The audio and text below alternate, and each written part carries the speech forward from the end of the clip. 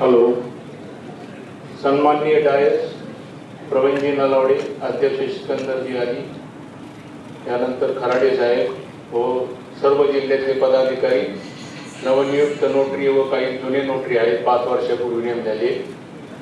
सर्वांना माझी विनंती आहे की ज्यांना जे कागद दिलेले आहेत ते कागद आणि पेन काढावे.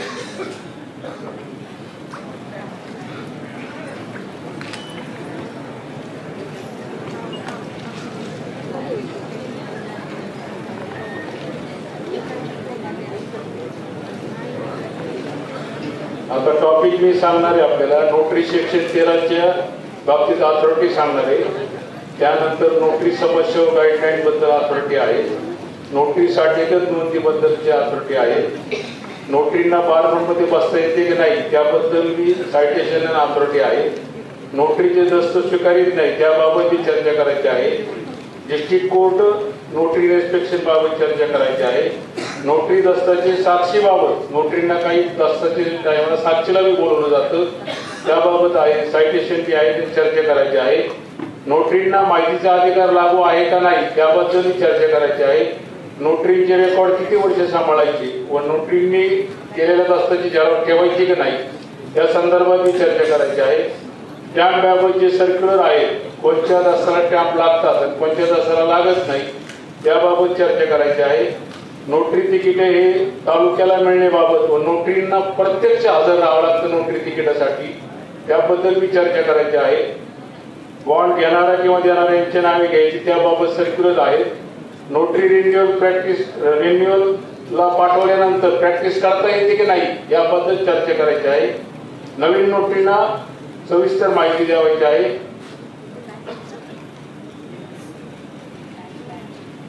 त्याचप्रमाणे जर एखाद्या दस्ताला वकिलांनी नोटरी दस्ताला जर ओळख घातली तर वकील जबाबदार आहेत का नाही त्या संदर्भात मी चर्चा करायची आहे. नोटरीच्या फीच्या पावती बाबत चर्चा करायची आहे. आणि हे सर्व झालं, सगळं तुम्ही नोटरी आहात, अभ्यास केलाय, सगळं पुस्तकं वाचले, प्रयत्न केले, इंटरव्ह्यू दिले, परंतु आपल्यापेक्षा सुद्धा नोटरीचे जे एजंट आहेत, टायपिस्ट आहेत, स्टॅम्प वेंडर आहेत, जे मध्यस्थ एजंट आहेत ते सगळे आपल्यापेक्षा जास्त पैसे कमवतात आणि 1-2 कोटी रुपयाचे प्रॉपर्टी घेतात. त्या संदर्भात चर्चा करायची. त्या संदर्भात असोसिएशननी एकदम कडक भूमिका घ्यायची. त्या प्रत्येक जिल्ह्यांनी, प्रत्येक तालुक्यांनी आपली आपली स्वतंत्र असोसिएशन स्थापन करून त्या सगळ्या नोटरीने एकत्र राहून, जो समजा आता एखादा स्टॅम्प वेंडर आहे आणि तो नोटरी एजंटचं काम करतो, तिथे 15-20 नोटरी आपले जायचे, त्याला विचारायचं तू आमचं नोटरीचं काम तू का करतो, तुझं स्टॅम्प विकायचं काम आम्ही करतो का? आपण करत नाही स्टॅम्प विकायचं काम. तर त्याला धरायचं, त्याच्या विरुद्ध तक्रार करायची, डिस्ट्रिक्ट कोर्टात करायची, मुद्रांक जिल्हाधिकाऱ्याकडे करायची, जिथं जिथं पोलीस स्टेशनला करायची. आणि जे असे 50, 10, 15, 20 नोटरी जर गेले तर त्याचं ते काम बंद होईल. आमच्या अहिल्यानगरमध्ये, नगर शहरामध्ये अनिता दिघे नावाच्या आहेत, त्यांना आम्ही महिला अध्यक्ष नेमलेला आहे. त्या एकदम डॅशिंग आहे. आता इथून गेल्याला मला तेच काम करायचे.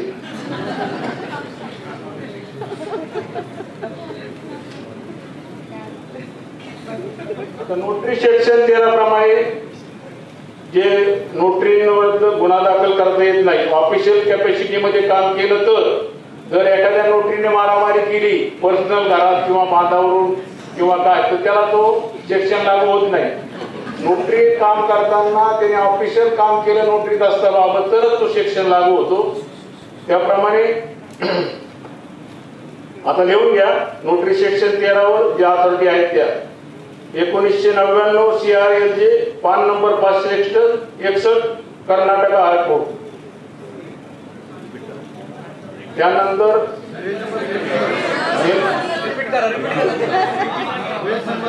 1999 CRLJ पान नंबर 561 कर्नाटक हायकोर्ट.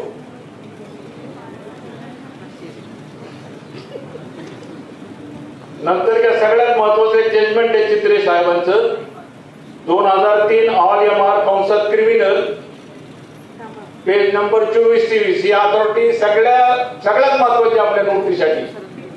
कारण त्यात काय म्हटले, notary does not know truth behind the document. म्हणजे नोटरी हा कंटेंट्स ऑफ डॉक्युमेंटला जबाबदार नाहीये. नोटरीच्या साक्षीवरून नोटरीला असताना हा डॉक्युमेंट एक्झिक्यूट होऊ शकत नाही असं त्यात म्हटलेले. ऑल MR 2003 पेज नंबर 24-23 कंसात क्रिमिनल.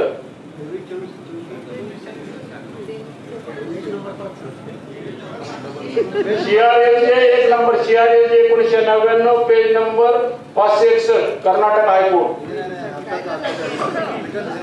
परत 2003 all MR criminal 2013 page number नाही sorry 2003 all MR criminal page number 24-23. आता सगळ्या तुम्हाला नेटवर भेटलं. आता आधुनिक सगळे झालेले आमच्यासारखं काय आता हे नाही राहिले, हे सगळे मोबाईल मध्ये झालेले. आणखीन काही आहे 2003 all MR criminal 2013 page number 522. परत एकदा रिपीट करतो 2003 all MR criminal 2013 page number 522. 2014 all MR criminal page number 2961.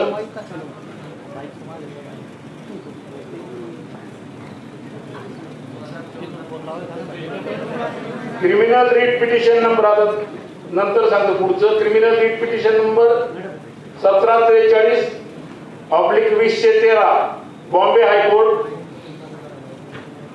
नाव लिहून घ्या व्यवस्थित. Brahmadev Dubey versus state of Maharashtra.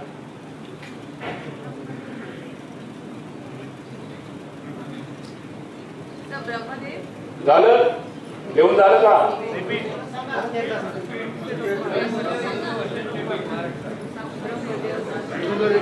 Criminal writ petition number 1743/2013 Bombay high court Brahmadev Dubey versus state of Maharashtra. नंतर घ्या गुजरात हायकोर्टचा आहे special criminal application number 336/2006 Ashok bhai Ramchandra.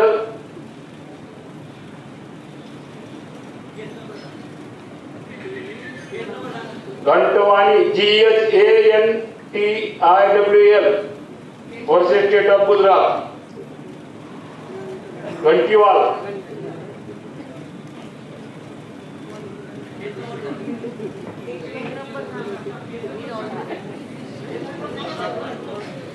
त्यानंतर 2019 चे CJ गुजरात पेज नंबर 890.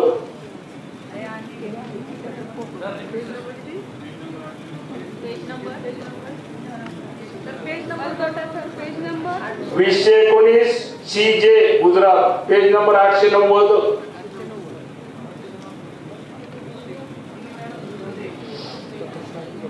त्यानंतर पोलीस महासंचालक दिवेन भारती यांचं मुंबईचं 5/3/2013 नोटरी संदर्भात एक नोटिफिकेशन आहे. ही नोटरीवर नोटरी संदर्भात केस करू नये म्हणून दिवेन भारती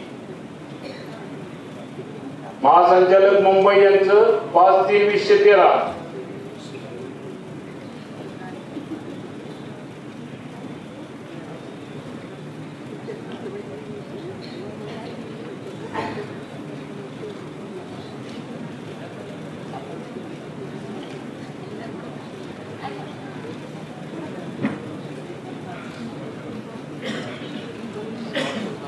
आता हे जरी असलं ना तरी सेक्शन 13चा 12 असला तरी नोटरीनी काळजीपूर्वक दस्त करायचे. प्रॉपर्टी मॅटरचे दस्त हे व्यवस्थित करायचे आहे. त्याला आधार कार्ड घ्यायचे, आधार कार्ड बी त्या डॉक्युमेंटला लावायचे. पॅन कार्ड लावलं तरी चालेल, आधार कार्ड पॅन कार्ड. कोणाजवळ नसेल, फोटो नसेल, आधार कार्ड नसेल तर दस्त नोंदवू नका. हे खोटे दस्त असतील म्हणून आधार कार्ड नाही मागतात, पॅन कार्ड नाही मागतात. त्यामुळं त्यांचे आधार कार्ड फोटो सगळं असल्यानंतरच नोंदवा. साठेगत नोंदवून काय म्हणतात दोन्ही पानाच्या मध्ये सह्या घ्या. त्यानंतर दोन्ही पानाच्या मध्ये सह्या घेतल्यानंतर शेवटच्या पानावर सही घ्या, अंगठा घ्या आणि डॉक्युमेंटला सुद्धा त्या जोडलेल्या ह्याच्यावर सह्या आणि अंगठी घ्या. पर्पजली ते डॉक्युमेंट त्याला जोडा, आधार कार्ड आणि पॅन कार्ड. आणि त्याची एक झेरॉक्स आपल्याला घ्या.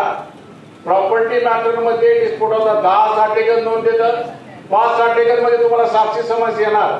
मुसलमान पावतीमध्ये येणार, मृत्यूपत्रामध्ये येणार. मृत्यूपत्र 99% नोंदू नका, आपल्याला अधिकार आहे पण नोंदू नका.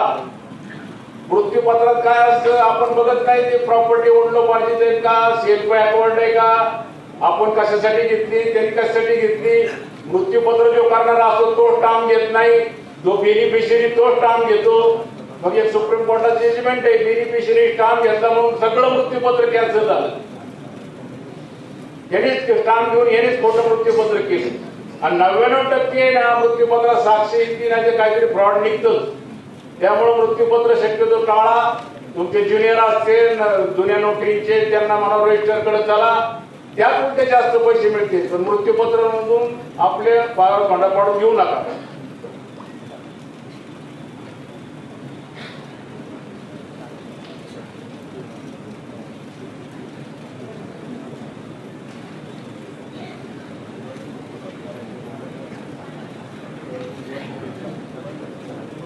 आता पहिल्यांदा काय बघायचंय माहिती का, आपल्याकडे स्टाम्प घेऊन येतात लोक, काही टाईप केलेलं असतं, काही टाईप करायला होतात, काय आपण दुसरं टाईप करतो स्वतः. म्हणजे कन्व्हिन्सिंगची प्रॅक्टिस सारखं आपण टाईप करतो, ड्राफ्टिंग आपण करतो. तर स्टाम्प तो माणूस जो घेऊन येतो ना, तो घेणारा आणि किंवा देणाऱ्यांनी या कोणाच्या नावाने घेतलेला आहे, देणाऱ्याच्या नावाने शक्यतो घ्यायचा असतो. तिसऱ्याच पार्टीने स्टाम्प घेतलेला असतो. 4-5 महिने 8 महिने झालेले असतील. आणि करा ना भाऊसाहेब, त्याला काय होतंय, तुम्ही रोज आमच्या ओळखीचे, आता काय करता, आम्ही तुमच्याकडे नेहमी येतो नोकरीला, असं आपल्यावर दबाव आणतात. ते तसं करायचं नाही. त्याला सगळ्यात सोपा उपाय, माझ्याकडे नोकरीचं तिकीट शिल्लक नाही, मग चालेल का तुला असं सांगायचं, माझ्याकडे शिल्लक नाही, म्हणजे तो नाराजी नाही झाला पाहिजे आणि आपलं काम बी झालं पाहिजे. आता जास्त मी सांगून टाकायची 10,000 रुपये लागतील म्हणायचे. 6 महिन्याची मुदत संपली का नाही बघायचं, कारण त्या प्रत्येक स्टाम्पवर 6 महिन्याची मुदतीचा शिक्का असतो. आता हे 1952 आपल्या नोटरी ऍक्टच्या रूल मध्ये लिहिलेलं आहे की आपलं रेकॉर्ड किती वर्ष सांभाळायचं. ते आपल्याकडे तिथं सर्क्युलर आहे, कोणाला कधी लागतं तर आता मी महाराष्ट्र गोवा नोटरी असोसिएशन बी आहे, बहुतेक सगळे लोक आपल्याला ऍड असतात नेहमी, प्रत्येक वेळेस मी सर्क्युलर टाकत असतो. कोणी पाठवलं तरी टाकतो, नाही म्हणलं तरी टाकून घेतो. कारण आमचे सिकंदर अली साहेबांचा नांदेडचे कोणता मित्र आहे त्याच्यावर केस झाली. त्या केस झाल्यानंतर सिकंदर अली साहेबांनी मला रात्री 12 वाजता फोन केला की तुझ्याकडे जे सायटेशन आहे ते ताबडतोब टाक. म्हणलं मी राहिल्यावरती ऑफिस खाली आहे, 5-10 मिनिटं लागतील टाकायला. 10 मिनिटांनी टाकलं, ते सायटेशन दुसऱ्या दिवशी कोर्टात दाखल केले आणि त्या वकील साहेबाला अटक करून जाणून भेटलं. आपलं नोकरीचं रेकॉर्ड आहे ना ते 10 वर्ष सांभाळायचे. 10 वर्षापेक्षा जास्त सांभाळायचं नाही. 10 वर्षापूर्वी 700 आली तर त्यांना सांगायचं असं असं सर्क्युलर आहे, आम्ही ते नाश केलेला आहे, आमच्याकडे नाही.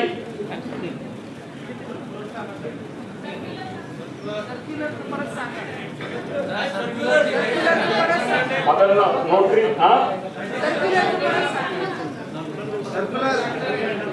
सर्क्युलर आपल्या ह्याचं का 10 वर्षाचं का माझ्याकडे आहे. आता कोणाला पाहिजे फोटोग्राफी काढून घेऊ शकता. मी तर सांगतो आणि आपली बस आहे पण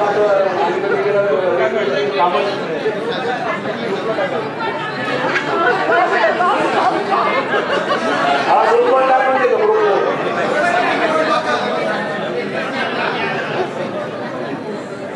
काय सांगतो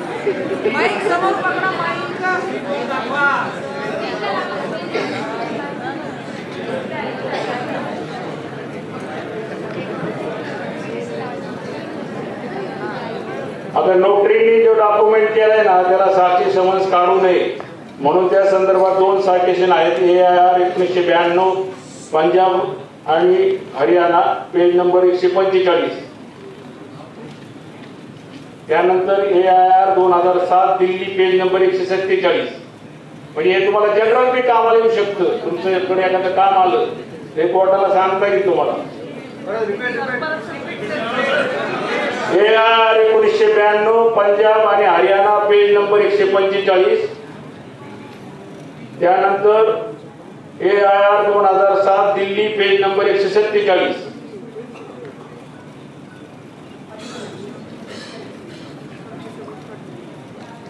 आता नोटरीने केलेला डॉक्युमेंट हा एव्हिडन्स ऍक्ट 74 रोमन 3 घेऊन घ्या एव्हिडन्स ऍक्ट 74 रोमन 3 त्याप्रमाणे तो डॉक्युमेंट हा पब्लिक डॉक्युमेंट धरावा असं आपल्या बॉम्बे हायकोर्टाचा डिव्हिजन बेंचचे निकाल. तो आहे RMR कंसात सिव्हिल 2006 कंसात 1 पेज नंबर 44 IM लोडाचं जजमेंट आहे.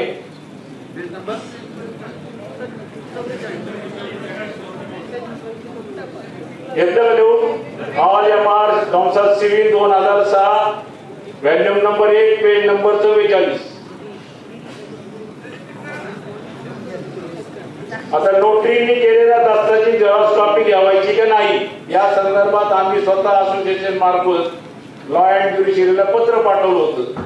मधल्या काळात भरपूर वेळा हे जायची लाईट जायची, मग ती झेरॉक्स पार्टी काय आणून द्यायची नाही, आणून देतो म्हणून नंतर आणूनच देत नव्हती. तर त्याचं ना सर्क्युलर आहे 4/10/2006 अरविंद रोही साहेबाचं. त्यामध्ये म्हटले नोटरींनी केलेल्या दस्ताची झेरॉक्स कॉपी घेण्याची आवश्यकता नाही असं सर्क्युलर आहे. महाराष्ट्र गोवा नोटरी असोसिएशनचे कार्याध्यक्ष ॲडव्होकेट यशवंतराव खराडे यांना विनंती करतो त्यांनी व्यासपीठावर स्थानापन्न व्हावं.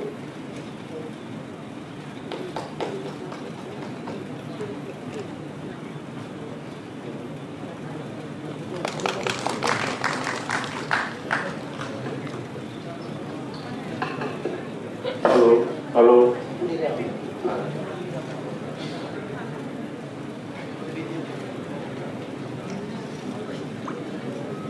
आता नोटरी पब्लिक यांना बार रूम मध्ये बसता येते का नाही त्याबद्दल एक हायकोर्टाचं सर्क्युलर आहे आणि एक हायकोर्टाची जजमेंट आहे. 2016चं कंसात CLJ सॉफ्ट 28 पॅरा 18 बॉम्बे हायकोर्टाचं जजमेंट आहे. सॉरी बॉम्बे हायकोर्टाचं सर्क्युलर आहे 2016चं बॉम्बे हायकोर्टाचं सर्क्युलर आहे.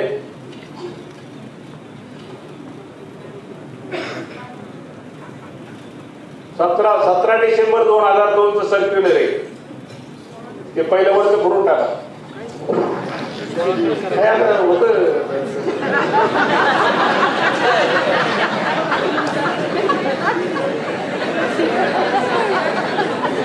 आता हे ना सर्क्युलर असा आहे बॉम्बे हायकोर्टाचं सर्क्युलर असा आहे की बार रूम मध्ये प्रेसिडेंटची परवानगी घेऊन बसता येतं त्या बारच्या.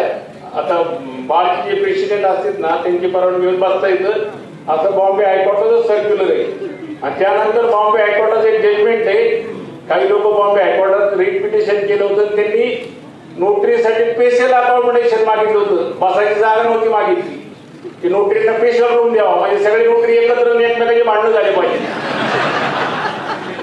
2015 कंसात 6 AIR बॉम्बे 632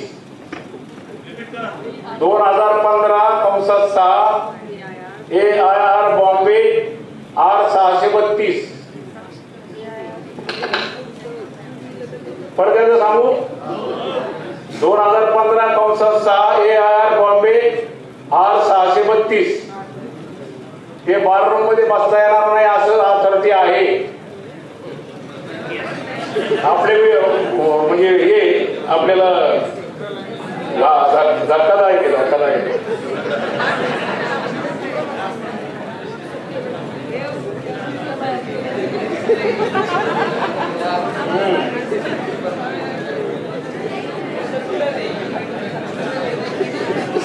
आता हे स्टाम्प आता हे फक्त अथॉरिटी बरं का ते अथॉरिटी सांगू राहिलं त्याप्रमाणेच वागायचं असं काही नसतं.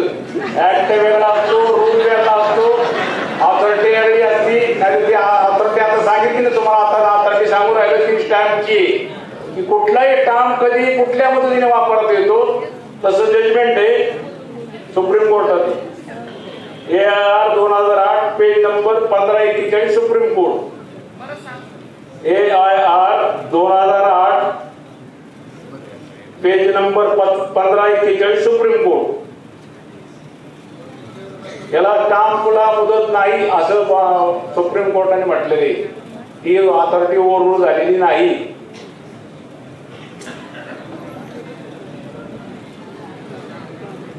आता वकिलांनी जामीनदारास ओळख घातली किंवा तस्ताला ओळख घातली तर वकील जबाबदार नाही असं 2001 ऑल-एम-आरचं जजमेंट आहे कंसात क्रिमिनल. 2001 ऑल-एम-आर कंसात क्रिमिनल पेज नंबर 14-18.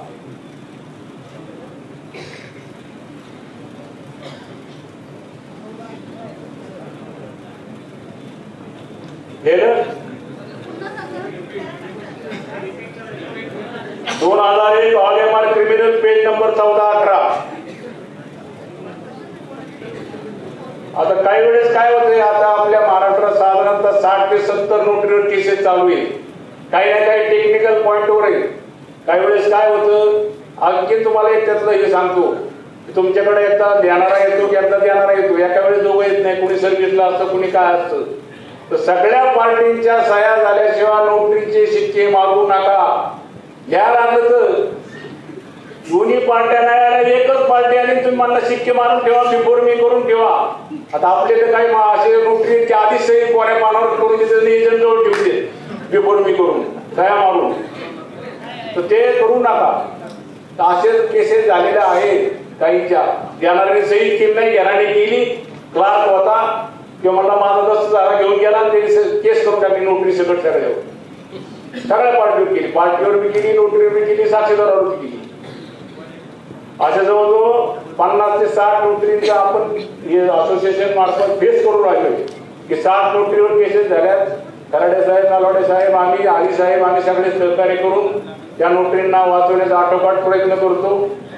एकदमच सिरियस मॅटर असेल तर वाचू शकत नाही, परंतु आम्ही अटकपूर्व आम्ही दिवसभर वगैरे तर आम्ही त्यांना मदत करतो. त्यानंतर क्रिमिनल केस किंवा सिव्हिल केस चालायला आपल्याला फार वेळ लागतो हे बी माहिती आहे. नंतर पोलीस नोटरीवर केस IPC जुना IPC सेक्शन 120 लावतात, तर तो न लावता त्यासाठी एक जजमेंट आहे AIR 1972 page number 2598.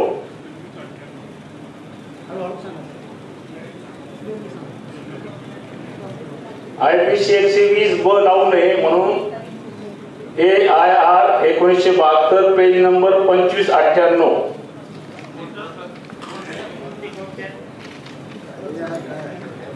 AIR 1972 page number 2598 supreme court.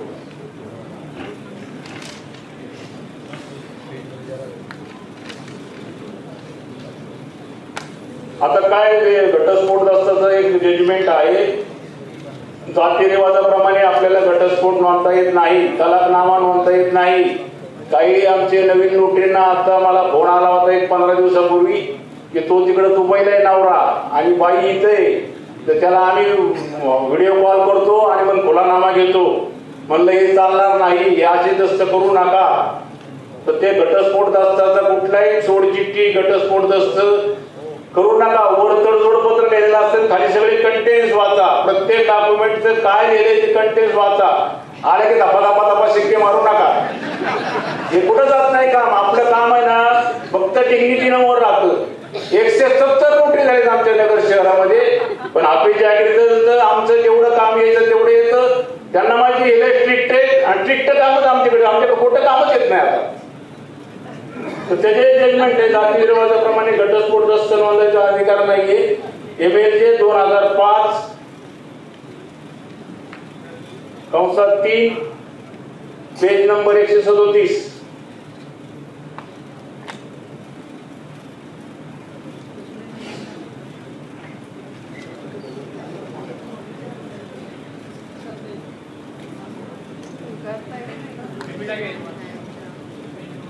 MLJ 2005 कंसात 3 पेज नंबर 137.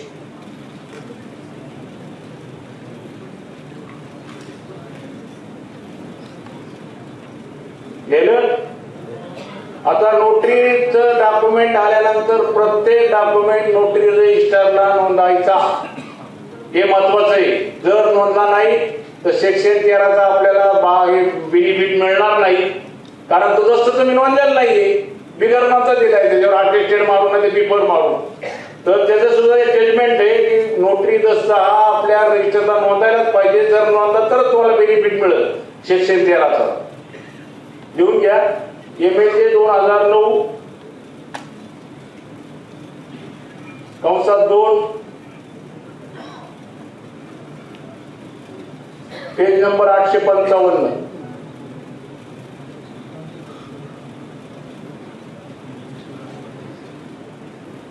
नंतर ट्रू कॉपी सुद्धा नोंदायची असे बॉम्बे हायकोर्टाचे जजमेंट. ट्रू कॉपी बरेच लोक आपले ट्रू कॉपी नोंदत नाही, ओरिजिनल डॉक्युमेंट पाहत नाही, शिक्के मारून देतात विश्वासावर. म्हणजे मला नालवडे साहेब म्हणजे त्याप्रमाणे मग तो दोस्त कुठतरी खरेदी खतासाठी घाण दिलेला असतो, आपण त्याच्यावर ट्रू कॉपी मारतो. त्यामुळे शक्यतो ट्रू कॉपी करून दिल्यावर त्याच्यावर तारखेची शिक्का मारू नका, म्हणजे आपलं जबाबदारी संपती. खाली तारखेची शिक्का मारू नका ट्रू कॉपी. आता त्याचं जजमेंट आहे. ट्रू कॉपी सुद्धा नोंदायचं बॉम्बे हायकोर्टाचं. AR 1992 बॉम्बे 192.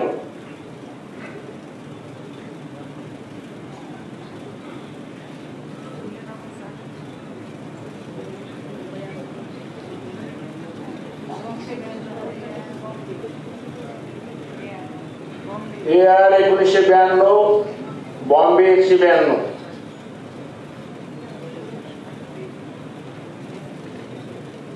आता हे रूल 13 प्रमाणे ना नोटरीने काही समजा चुकीचं काम केलं तर आता पक्षकार लोक फार अलर्ट झाले, दुसऱ्या नोटरीकडे किंवा दुसऱ्या वकिलांकडे जातात. मग ते काहीतरी जेलशी भानगडी असतात, मग ते दिल्लीला किंवा कुठल्या महाराष्ट्र सरकारने असेल त्यांच्याकडे तक्रार करतात. तर नोटरी रूल 13 प्रमाणे जर ती जशी नोटीस आली तर नोटीस स्वीकारा, परत पत्र पाठवू नका. त्या नोटीसला आपण उत्तर द्यायचंय 14 दिवसाच्या आत. डायरेक्ट मिसकंडक्ट काढून आपल्याला काढत नाही. नोटरी रजिस्टरचं नोंद काढायला त्या नोटरीचं लायसन्स कॅन्सल करायला फार रिजिड प्रोसिजर आहे. काही लोकांना तिथे दिल्लीला बोलवतात, काहींना हे करतात. हे प्रोसिजर जरी कडक असलं तरी आपण नियमानेच काम करायचे. आपली विरुद्ध तक्रार शक्यतो झाली नाही पाहिजे. तर त्याला आहे ना 14 दिवसाची मुदत देतात ते. त्यानंतर आपण कागदपत्रासह सर्व आपलं म्हणणं व्यवस्थित मांडायचे. त्या संदर्भात सुद्धा अथॉरिटी आहे. या घेऊन AR 1995 पेज नंबर 127 पटना.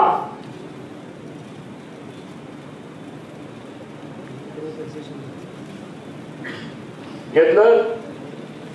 नंतर घ्या ऑल MR 2016 कंसात 5 ऑल MR 2016 कंसात 5 सिविल पेज नंबर 346.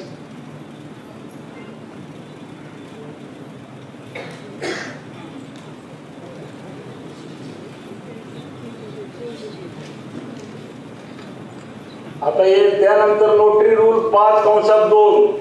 आता बऱ्याच लोकांचे रिन्युअल गुंतलेले, काहींचे डिले झाले म्हणून गुंतलेत, काहींचे आलेच नाही, काहींचा पिरियड एक्सपायर झाल्यानंतर बी अजून आले नाही.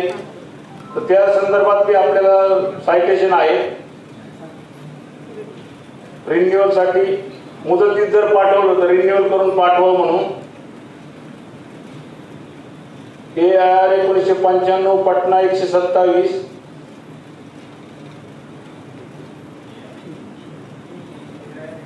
AR 1995 पटना 127. नंतर AR 2011 उत्तरांचल पेज नंबर 70.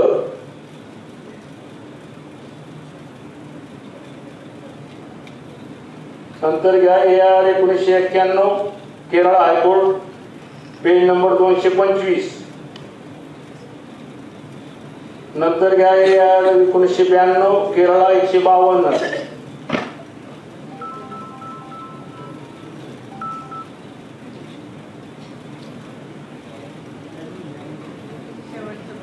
त्यानंतर नोटरी इन्स्पेक्शन बाबत रूल 5 प्रमाणे प्रत्येक जानेवारी महिन्यात काही पुण्याच्या सारख्या ठिकाणी मला वाटतं डिसेंबर मध्ये इन्स्पेक्शन करतात. नालवडे साहेब नालवडे साहेब तुमच्या यात इन्स्पेक्शन हे करतात का डिसेंबर मध्ये? डिसेंबर बरोबर. मला बंद करू डिसेंबर बरोबर आहे. नाही आता काय आता हे चांगले परत लोक निघतात 10 मिनिटात लागतील 10 मिनिटात 5 मिनिटात करतो पुढं ते लिहून गेल्यामुळे वेळ लागतो ना.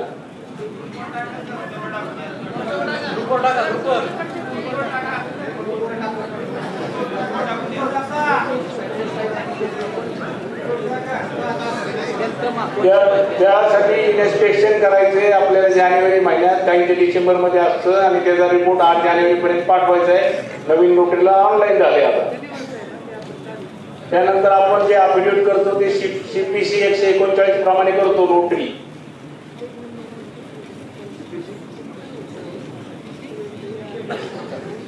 त्यानंतर 8 प्रमाणे नोटरीचं सर्टिफिकेट आहे ते 6 महिने अगोदर पाठवायचे. जुन्या नोटरींनी बी नव्या नोटरींनी बी ऑनलाईन 6 महिन्याच्या अगोदर रिन्युअलला पाठवायचं आहे. तिकडे काही चालत नाही विसरलो घसरलो.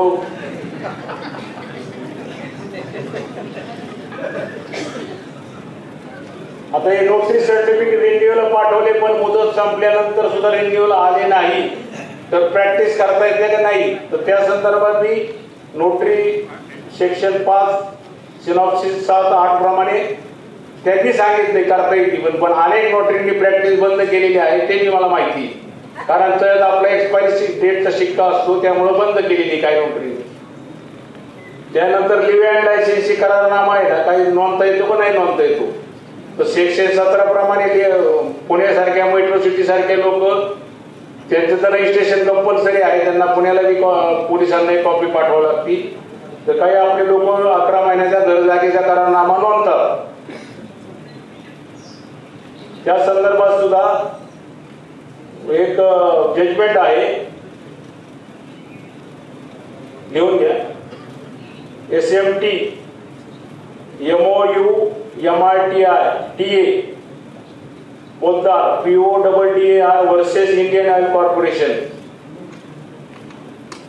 परत सांगू, SMT MOU MRTA Poddar versus Indian oil corporation. या सायटेशन मध्ये काय झालं होतं की इंडियन ऑइल कॉर्पोरेशनने एक ऍडव्हर्टाईज पाठवली होती की हा इतक्या कराराचा करार करा मग तुम्हाला आम्ही पेट्रोल पंप देऊ. तर त्यांनी नोटरी पुढे करार केला होता 11 वर्षाचा 25 वर्षाचा 10 वर्षाचा आणि त्या कंपनीचं असं म्हणणं की रजिस्टर करारनामा पाहिजे. ते पार्टी सुप्रीम कोर्टात डायरेक्ट दिली आणि सुप्रीम कोर्टाने सांगितलं नोटरीचा हा लिव्ह अँड लायसन्सची करारनामा ग्राह्य आहे.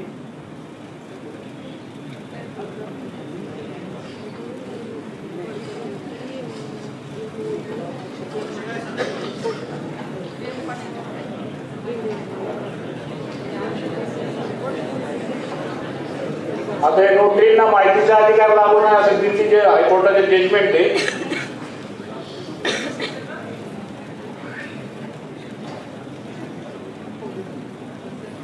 आता सर म्हणजे ग्रुपवर टाकत आहे जजमेंट, मी ग्रुपवर टाकतो. मोठं जजमेंट आहे.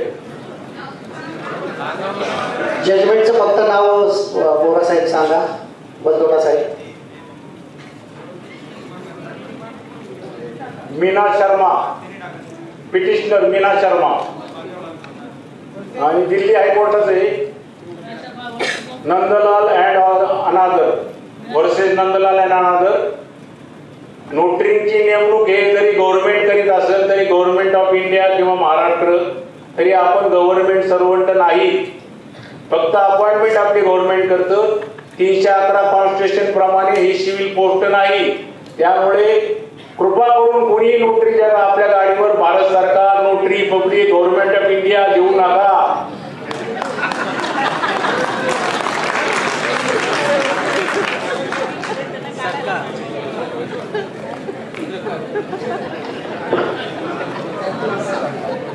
आता हे आमच्या असोसिएशनने प्रयत्न केला. सरांनी, सिकंदर अली साहेबांनी, नलवडे साहेबांनी, खराडे साहेबांनी मुद्रांक महासंचालकाला पत्र लिहून वारंवार पत्रव्यवहार केला. म्हणून आता प्रत्येक तालुक्याला आपल्याला नोटरी तिकीट अवेलेबल होती. परंतु अजून एक मला सांगायचंय नलवडे साहेबांना बी त्यांना बी, हे नोटरी तिकीट आणण्यासाठी प्रत्यक्ष नोटरीला हजर राहावं लागतं आणि 2-2, 3-3 तास रोड लावून असतं. कधी कधी नोटरी तिकीट बी मिळत नाही आणि नोटरी हे वकील असल्यामुळे त्यांचा तिकडे वेळ जातो. तरी आपण प्रयत्न करून असते किंवा त्यांचे क्लार्कने आणले तर चालते, कारण स्टॅम्प वेंडरचे माणसं काही स्वतः स्टॅम्प वेंडर आणायला जात नाही, ते थोडंफार रफादफा करून पैसे वगैरे करून चिरीबिरी म्हणायचे त्याला, ते घेऊन त्यांचं बरोबर करतात. पण नोटरींना समक्ष बोलवतात, हा माझा अनुभव आहे.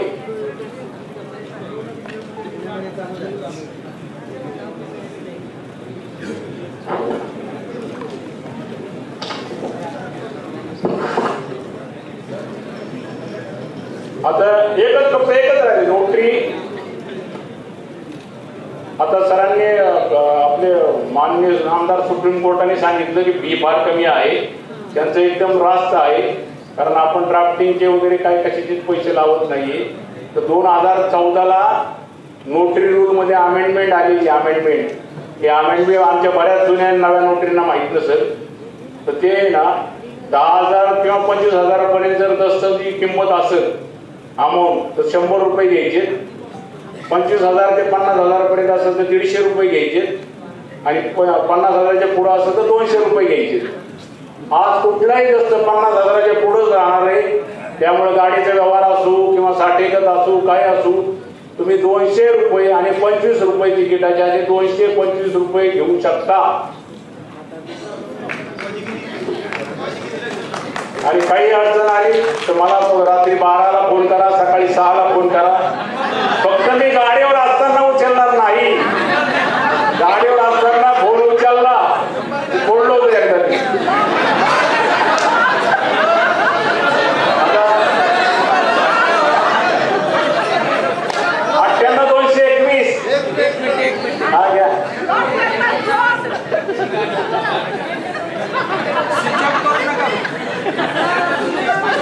आणि शक्यतो आहे ना 11 ते 5 फोन करू नका, कारण मी आता कोर्टात जातो. आमचे गाववाले 98-221-877-76 हा मोबाईल कधीच बंद नसतो. मी आज पण सुद्धा रात्री 2 वाजता एसपीचं किंवा कलेक्टरचं अफिडेव्हिट आलं तर जातो. 69 आता 16 संपत. धन्यवाद.